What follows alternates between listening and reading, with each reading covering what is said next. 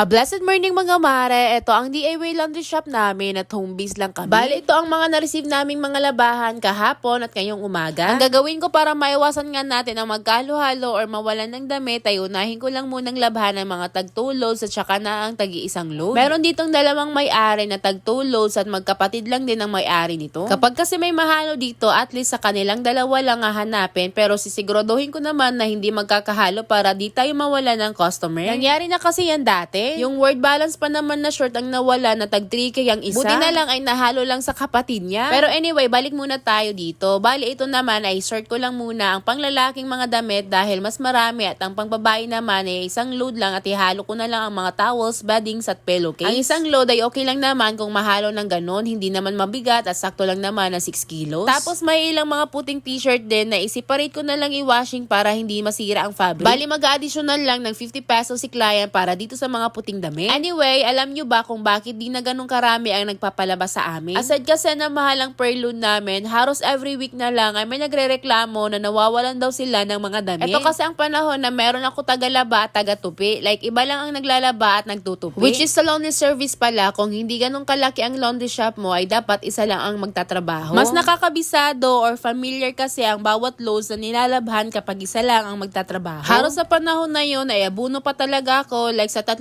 araw na income ay kulang pa para pang bayad sa nawalang damit. Though di naman masama ang may empleyado dahil nakakatulong ka sa kanila at natutulungan ka rin. Siguro sa panahon na yun ay may pagkukulang lang din ako bilang may-ari dahil wala akong proper training at hindi rin ako nag-provide ng CCTV dahil wala naman akong budget para sa ganun. Di ko naman maidepensa sa mga nagpalabas sa amin na hindi kami ang nakawala dahil wala din naman kaming maipakitang ebidensya dahil wala namang video or CCTV. Pwede rin kasi drama lang nila na nawala para magbayad lang tayo. Ganun. Kaya masasabi ko talaga sa inyo na importante talagang may CCTV kapag meron kayong laundry service. Anyway, nung una ay malaking ginhawa talaga sa akin na may nagtatrabaho dito sa amin. Pero ngayon naman ay ako lahat ang nagtatrabaho dito sa DIY laundry service namin. Di naman ganun karami ang nagbabalaga kaya praise God lang ay kaya ko rin naman. At wala naman ako natatanggap na reklamo na may nawawala daw silang mga damit nung simulang na ako na nagtatrabaho dito.